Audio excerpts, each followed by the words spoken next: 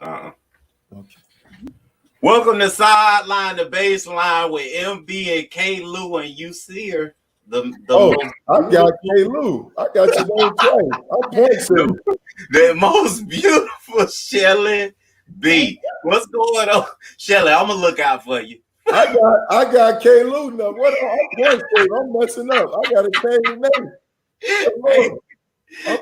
What in the world? I'm not Shelly. I'm not Brown Sugar. Just K. Lou. No, you always brown sugar, baby. Hey, a rose is still a rose by any other name, baby.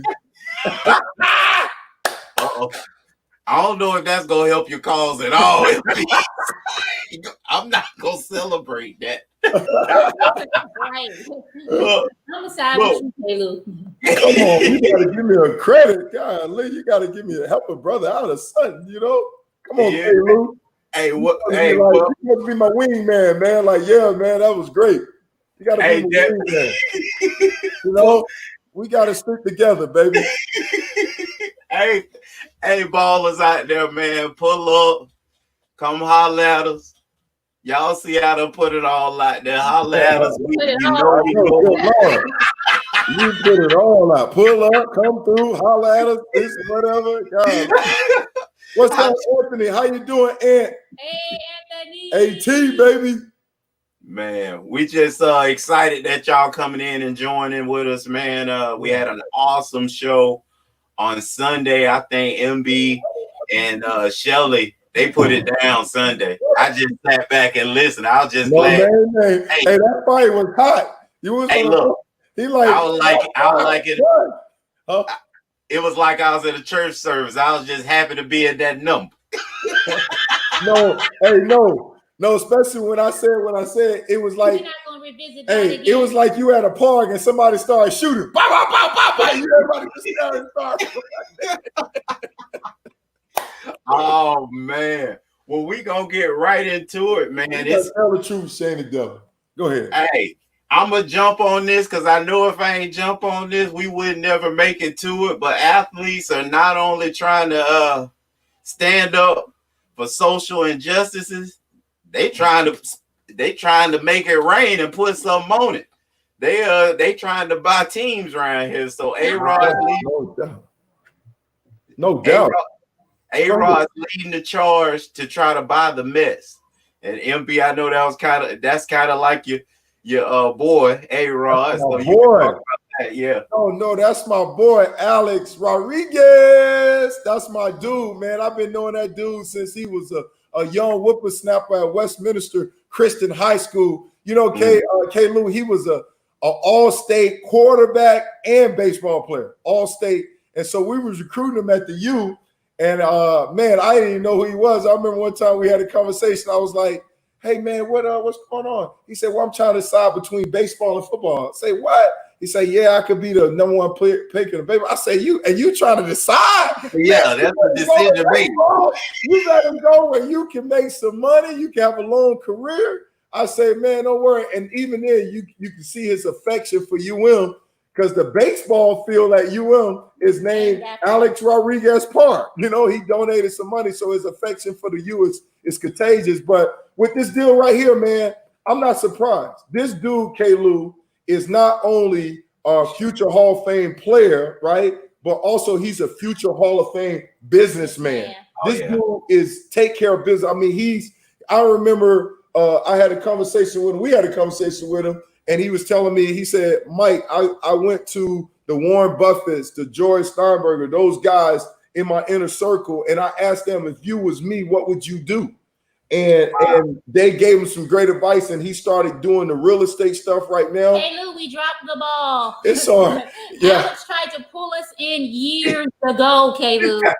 It's all good. Hey, God's going to redeem the time. So right now, so he's been building his portfolio, building his money with that. Was able to his A-Rock Corp, the Newport construction, the stuff he's doing now, man, just changing the game, and he's connected. So I'm not surprised, right, by him positioning himself to him and his J-Lo, his girl, right, fiance, power couple. I'm not surprised that they're trying to get this done, man, because that's the type of dude he is, man. The way he detailed his work as a player is the same drive and work habit that he's using to detail his work as a businessman. So I'm not surprised. Wow. We got a question right off the top, man. Yeah, right off the bat. Ben in Sheffield, he's got 2 questions. First, who was your favorite teammate of all time? And then how did you enjoy your time in Charlotte? I know the answer to the second one, but go ahead. Oh, wow. Okay, well, go ahead. What's your answer, Brown Sugar? Go ahead. He enjoyed it. He met me.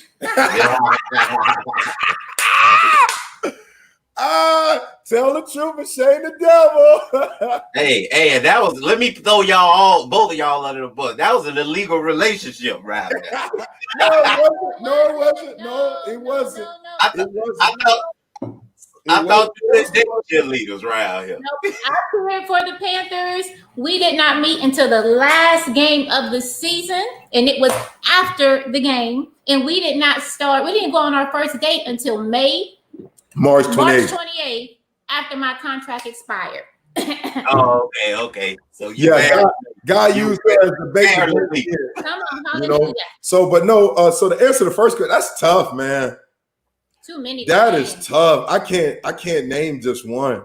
Because what happened? He'll get beat up first of all. Yeah, I get beat up, and I wouldn't be. It's hard to decide because every place I've been, I've had some ride or die dudes that are still friends today, and no different than K-Lou. I mean, me and him was teammates at the Giants, but it's been a boatload of guys that I've been fortunate of. I mean, that I still keep in contact with. Right. So, I mean, just at UM, man, just the family there from Darren. I started with the linebackers, Darren Smith and Jesse Armstead, right off the bat.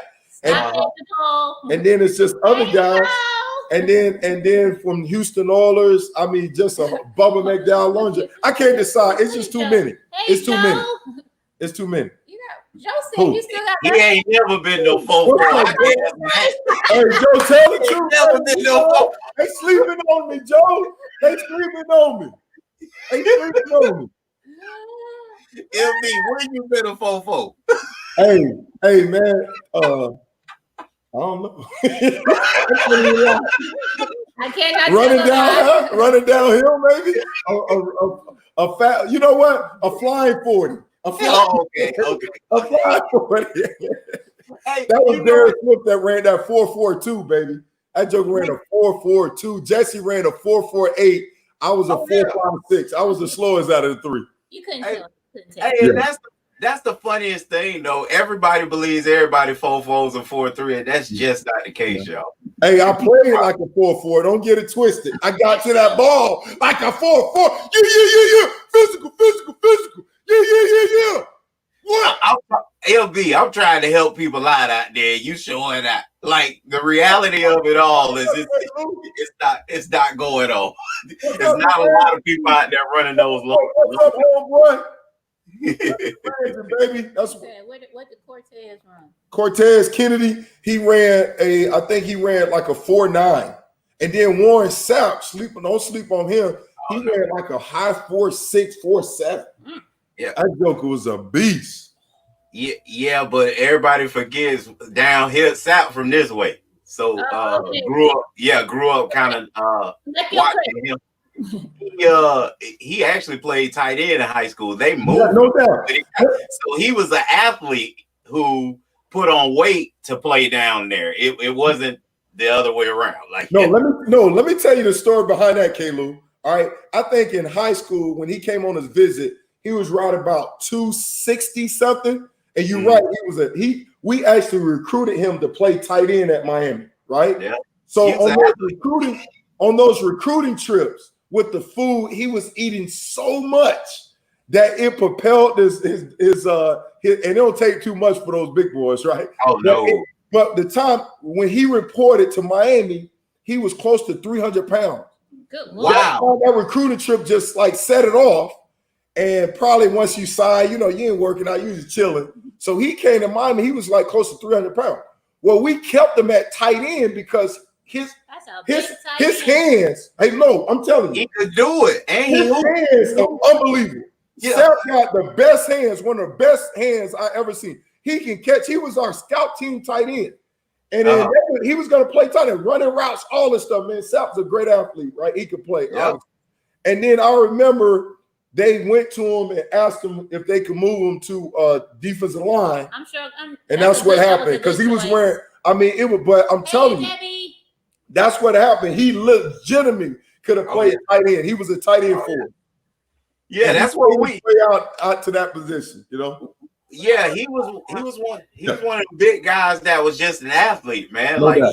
They had him playing a position, but he could do it all. So that was interesting. Hey, I got this question out there for y'all. I don't see nobody posting on it. I got this question: who are the best number 2s in the NBA bubble right now? Rank them. Give me a look. Get the list, K. Lou. Talk. I done let y'all cheat. I put it out there. So I'll tell you right off who mine are. Hold on. Let's get the roll call. You want Shelly to read it? Read the list, Shell. Yeah, and this is my order too. You cheating, huh? Oh, okay. Oh, this is my order. So I did mine first. This is his order. So he has Anthony Davis from the Lakers, James Harden and Westbrook from Houston. Well, Either or. I'm kind of cheating now because some people say it's Westbrook team, some say it's James Harden team. So either way, they my number 2. However, got COVID. So right now it's James Harden's team. Okay. All right. Billy, Joel Embiid or Ben Simmons? What? So again, in that area, some say that's Embiid team. So that will put Ben Simmons that is the team. That ain't he can't even hit a 3-pointer. Ain't his team. Yeah.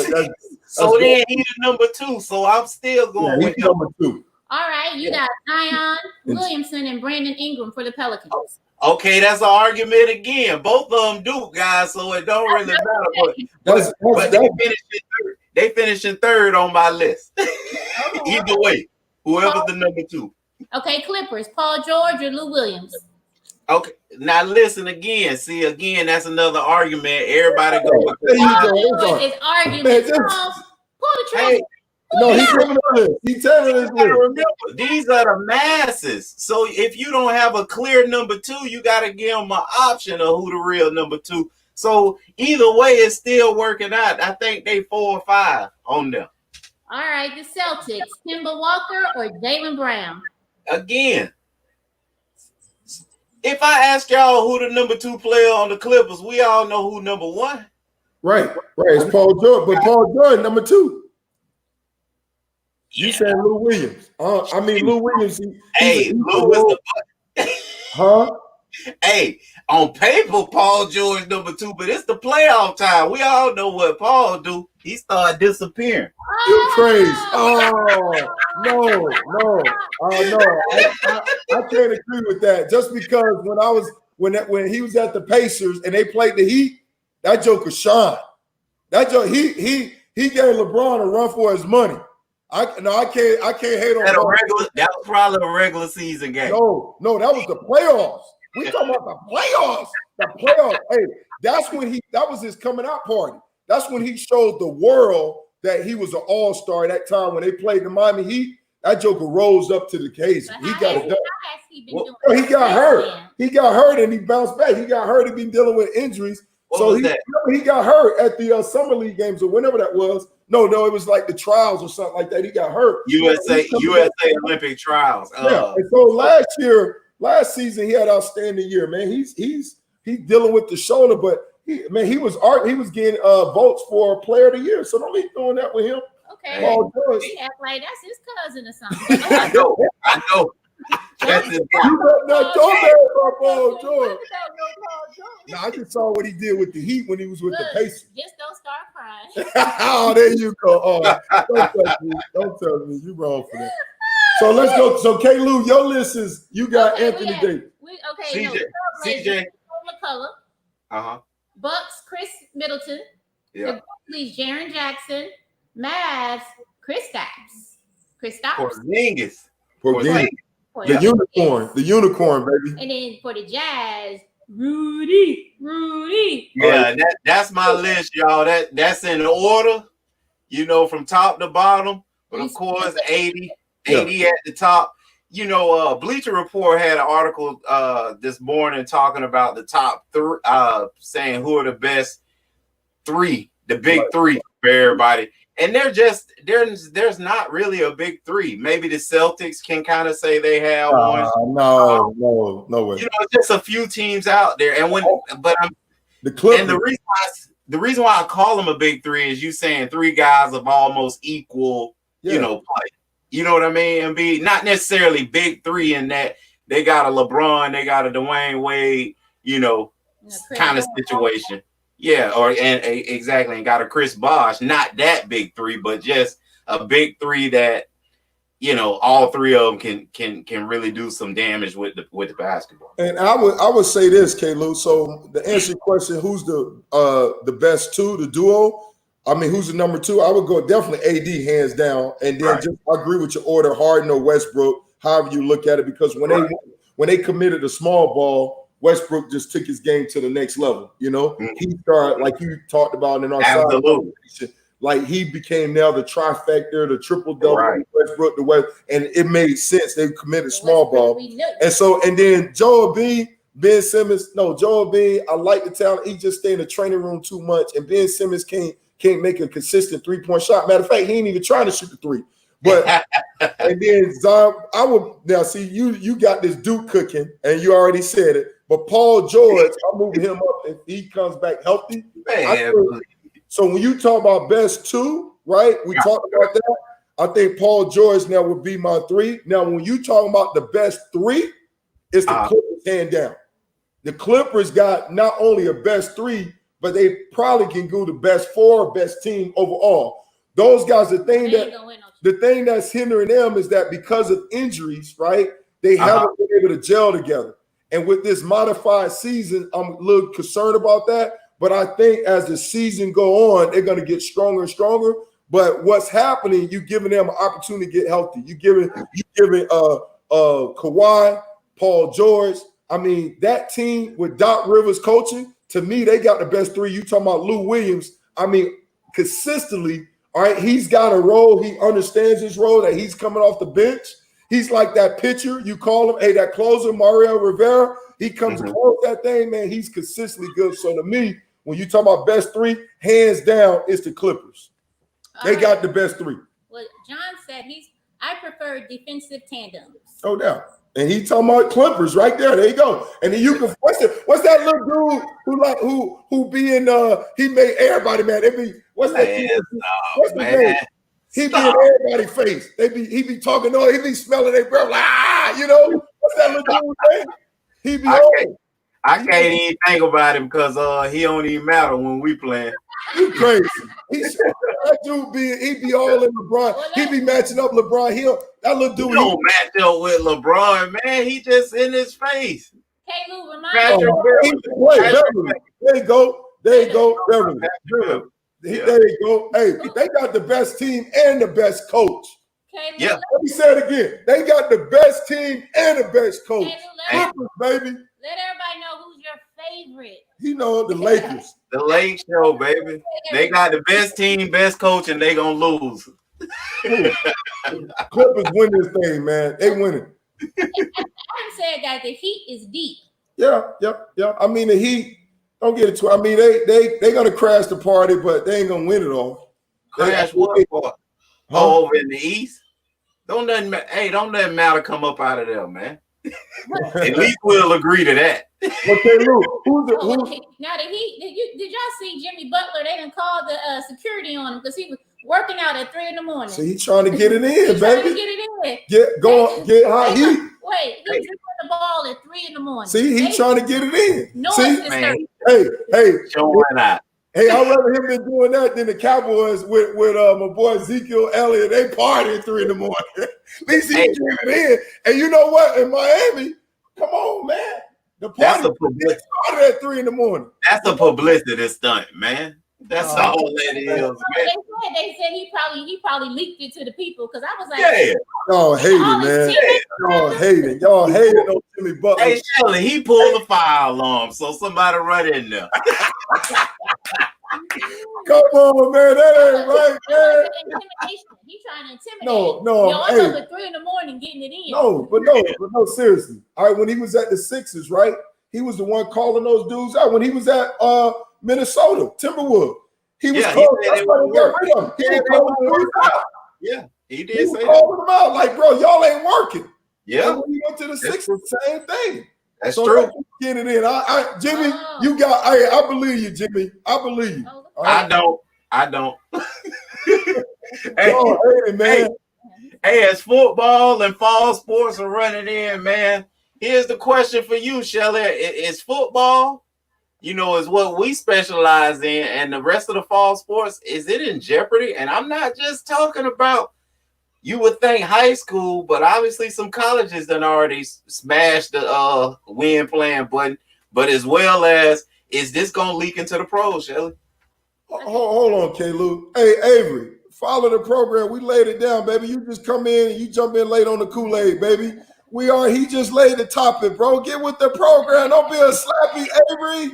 Talking about what's the topic, man. We've been talking about the topic all day. Come on, Avery. Don't be a slappy. Now we're talking about a different topic. Now, the first topic, K-Lou running. We got this, man. Come on, Avery. Don't be a slappy. Go ahead. Rewind real quick. Go ahead. I'm gonna hit rewind real quick. Okay. And say and let Avery know where we started at. We started out with athletes trying to get together to buy the Mets. So J-Lo and A-Rod getting together with a few football players, DeMarco Murray, Brian Urlacher, trying to get together and buy that. Then we moved on, Avery, to the best number twos in the NBA bubble. And now we just rolled up on, is football and fall sports, are they in jeopardy? Is it going to even happen? And we just gave Miss Shelly B that question. Well, I'm gonna go back to colleges because I was reading, and a Power 5 athletic director says he doesn't see a path for football in this current environment to play. He said he said there may be a season next year, and it may be the following year. Yeah. So then let me tell you what a coach said.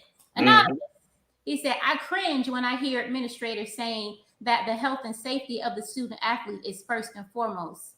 He said, no, it's not. If it was, we would have already punted the season away. Wow. And that's coming from a Power 5 athletic director and a Power 5 head coach. Ooh. So you let me know if there's going to be a season. But then also, how about this? If college doesn't go, I don't think NFL is going to go. But what I didn't know is that if the NFL plays one season, the guys with all the guaranteed money have to get paid their entire salary. What now? You mean one game? If they play one game. Right. Yes. And so what do you think? I would be trying to say, you're not really asking me the last question, are you? I know as a player I would. Pay them boys. as a coach, as an owner, would you want there to be a season? If you're gonna play one game and they're gonna shut it down because one person gets it, then it's gonna be a trickle effect. It's gonna be a snowball effect, I should say. Then you got all that money going out, and you don't have any revenue because they said y'all keep talking about the advertisement money, but they said that a whole bunch of comes off the revenue from tickets and right. from everything coming in. Right. So I don't know, because that's twofold. You don't want to have a season because of safety, but then they're going to be pushing for a season because of revenue. Absolutely. I think they're going to try their best in the professional realm to have this season. So I actually wanted UMB's opinion on the pro side, but the college side, I really think it's a wrap, y'all. I'm sorry to say it. I'm sorry to be a bearer of bad news, but I think it's a wrap. I think even if they start, they don't finish. Like, I think it's going to be a wrap for the college football. Let me say this, K-Lou, and the dude Donovan Smith, right? For those Tampa Bay Bucks fans, all right, the starting left tackle, he said it so clear. Let me tell you what he said. They did an article about it, and then right now he said because the NFL players are set to report on a training camp July 28th, right? And this is what Donovan said. He said the unfortunate events of the COVID-19 pandemic has put a halt to a lot of things. Football is not one. To continue discussing the many unknowns do not give me the comfort, Smith wrote. Risking my health as well as my family health does not seem like a risk worth taking. With my first child due in 3 weeks, I can't help but think about how will I be able to go to work, take proper precaution around 80 plus people every day, then go home to be with my newborn daughter. I'm gonna put this part. Child, please. Right? Hey.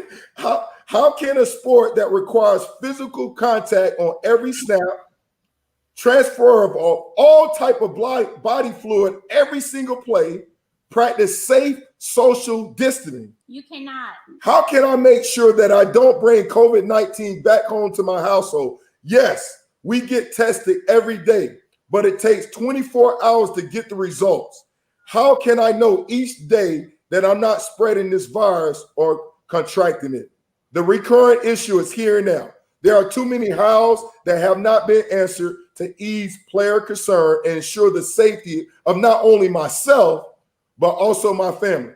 Let me say another again. That translates, child, please, right? I just can't imagine how this game would be the same during these unprecedented times. Well said. So what does the child please part mean? I'm telling you, that joke is saying, child, please, it's not worth the risk. I don't know. No, I'm asking you, will they have a season though? I'm telling you, based on, he said it well. Boy, K-Lou, let me go lay at the altar because I'm about to say, oh Lord, somebody. Hey, no. Okay, no. There we go. No, he's saying no. It's not. No, he said no, but I'm asking no for the NFL. For him. So you don't think the NFL's gonna have a season, MB? Is my listen? No. I don't think. Okay. Hey, no. I think they will. I'm gonna tell you what's gonna happen, K-Lou. It's no different. Do I think the NFL gonna try to have a season? Yeah, they will. No doubt. Hey, it's already. Hey, listen, it's gonna be like this, K-Lou, and you can test to this, right? What happens when we're in practice and somebody get hurt? What they do? Hey, move the drill. Move the drill 10 yards. Keep it going, right? Yeah. That's what's gonna happen, right? Unfortunately, right? What I don't want to happen, if God forbid one of these players or one of these older coaches, right? He mentioned 80 plus people get infected, and God forbid they end up dying. Oh my God, that's a lawsuit waiting to happen. I don't care how many papers you sign, right? You don't want that to happen.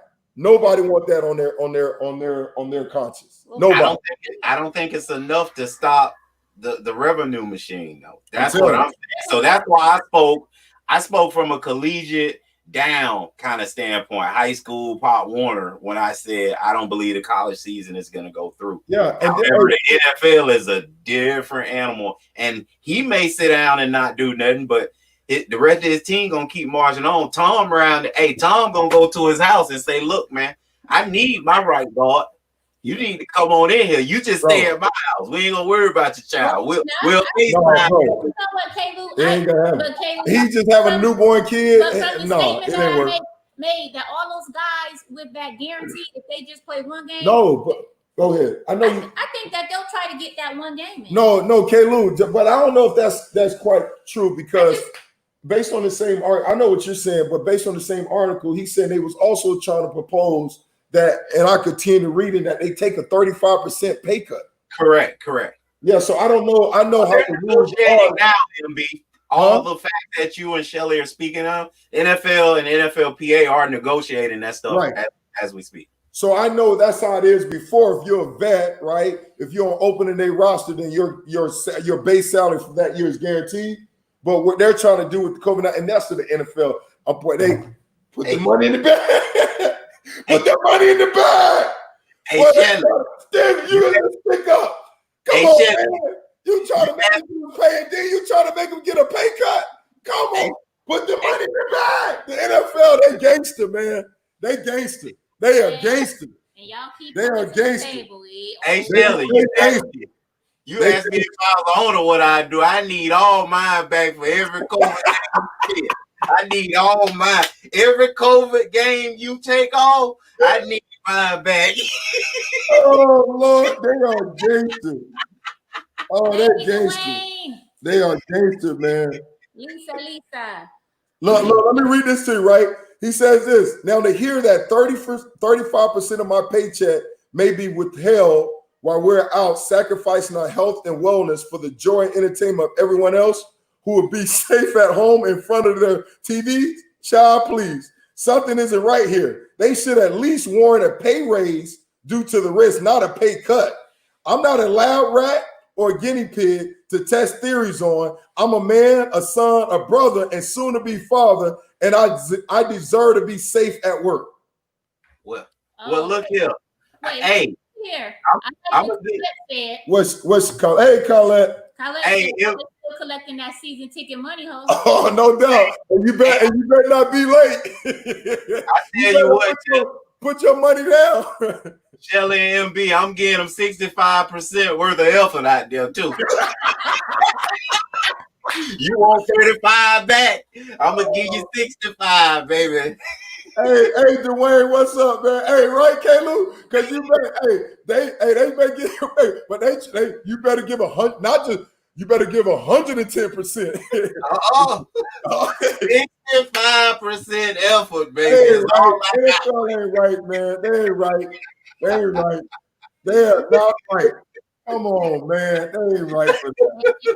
You get out, trust me. Your health insurance is not the same. So got 5 years. You got 5 years, and then they like, so long, farewell. I don't say goodbye. Oh, Jesus. Oh, hey, look, boy, them them linemen, boy, blocking for Brady, baby. That's Brady line talking, and y'all had already sent him to the Super Bowl. Good luck. Oh, hey, now check this out, though. Check this out. So you're right. You look at his decision, right? They nailed him to the cross. I remember when I was at the Houston Oilers, and we had a guy, David Williams. They call it the baby gate. He missed the game, right? Because he wanted to be there for his newborn child. Imagine this, we're all like my boy just talked about Tampa Bay, already sold 16,000 season tickets. You got your starting left tackle saying, I ain't playing. Bye, Felicia. Right? Yeah. Man, you about to see how true these fans switch on him in a minute. Now we know they about to switch in a minute on this dude. Hey, LB, yo, watch it. Hey, they gonna be tearing his behind up on social media, inside of their house, right? Inside of their bubble, looking at him on TV. Why he ain't out there playing? Hey, Luke, they're gonna have a mask on. I don't know why he ain't playing. I got that new mask. Man, what's that? Right? You messed up my Sunday. What's up, Keith? Say hi to my little brother. Hey, what's up, Keith? Oh, yeah, whoever negotiated 5 years, yeah. I'm telling you. Adam, it's criminal. NFL is gangster, man. How can you with that sport? No guaranteed contract, no nothing, right? I'm telling you. I'm about to say, I'm gonna respect. Hey, they saying you got to fight. Hey, are you injured or are you hurt? It's a difference. It's a difference. Coming from two insiders. And NFL me not for long. And I guarantee you, right? Soon you sign, and you better read the fine print, right? Because they already said they did a switcheroo with the NFL player agreement. But man was like, hey, this is not what we agreed upon. So, especially with this COVID-19, hey, man, you know what? Right, if you right, exactly, I'm telling you. We don't cover the NFL is gangster, man. I need whoever's doing their taxes, we need to do hey. It'll be somebody better call Cigna, see if they cover COVID. Right, that's what I'm saying. They better call them because the NFL gangster, man. Okay, I ain't gonna kill him, but we got some people that fighting hard for us. Okay, I can't. Troy Vincent, those guys, Ryan Gray, they fighting hard for us. All right. They trying to keep keep hope. Hey, no, that one you supposed to say keep hope alive, and that's. Come on, Troy, we counting for you. Come on, Rod Gray. Come on, Tony. Y'all fighting for it. Come on, fight for those players, baby. Hey man, you done named everybody but the president of the association. So, I don't know what you trying to say. Yeah, what Dwayne? Yeah, the Moors. No, Dwayne. Who the president? The Player Association. Yeah, the Moors. Yeah. So I don't know. I don't know. You know what we need to do, K-Lou? We need to get whoever's running the NBA Player Association. We need to get them to switch over to NFL. Because I'm telling those NFL, NBA, they get it done. They don't mess around. They don't mess around. They get it done. Every time. Every time. Every time. Hey, and when when the ownership money move up, theirs do too. Exactly. They get it done every time. What? Oh, we just saw something up there. We coming too. They get it done. Once again. They get it done, man. They making it happen. They making stuff happen, right? They like, nope. They be like, look, just call us when you're really ready to talk. Right. Right. They get it done. It's a good place to end. We appreciate y'all for pulling up, coming through, stopping by, hollering at us, because we know you know us. We appreciate you for stopping by Sideline and Baseline. Listen, don't forget to follow us. Don't forget to hit the notifications. Don't forget to subscribe. Be our friend. Please be our friend. You know, and we on this Friday, 6 p.m. man. We got a special show for you. Yeah, let me tell you who we got right now. We making move, popping. We got what I believe, right, is one of the greatest, the GOAT, greatest of all time wide receiver coaches, all right, in the history of football. Right? History. I'm signing. Hey, go. History. All right, I'm kinging this right here. And K-Lou, you better not give me a award. You better, when we go Friday, you better get in there. Boy, you better go rumble in the jumble. You better give him a great. You better lay it on him, baby. I'm telling you. Hey, Curtis C.J. Johnson, all right? One of the greatest receiver coaches of all time, greatest recruiter, all right, of all time, all right? My dude coming on Friday, right? And right now, so far, I'm making the calls right now. We keep this thing rolling. We got Ed Reed. Joaquin, don't ask me on the field. We got to go dominate. Let's go. Ed Reed, baby. Hall of Famer from the U. Okay. Andre Johnson, Houston Texans receiver from the U. Houston Texans, what? All-time leading receiver, right? Getting it done. Huh? Future Hall of Famer, right? Come on. The dude, right? So we making moves, right? All right, put in the call to Reggie Wayne. I'm putting the pressure on. We coming. Reggie, I return my call, Ray. I'm just calling, right? We going roll call. This dude, Curtis Johnson, he coached Michael Thomas, right? Put a call to him. He coached Marcus Poston. Put a call. And then he recruited Marshall Falk. When we was talking, K-Lou, yes, sir. Call from? Marshall Falk. Hall of Fame Marshall Falk. All right, so if they got time, that's San Diego State Marshall Falk, not him. That can't be it. So we're calling because this dude, Daryl Jones, played with us at the Giants, right? They haul hands on deck. We calling these dudes trying to set up a program because this dude, Curtis Johnson, is that guy. He's that dude, right? And we making it happen. New Orleans wide receiver coach right now. All right, he's getting it done. So, hey, you don't want to miss this show. Like K-Lou said, it's going to be on like butter popcorn. All right, we doing it what? New Orleans style. Who that nation? We coming to you again. Come on, baby. Well, we appreciate y'all for stopping through. Shelly, any parting words after all that? I'm over here sweating like a pimping turd. My head is light sweating, man. Good Lord. Well, we'll holler at y'all, man. Thanks for stopping through with from K-Lou, MB, and Shelly B. Oh, no, bro. Sugar. Gone. Avery, be on time next week. Avery, catch up. He with us.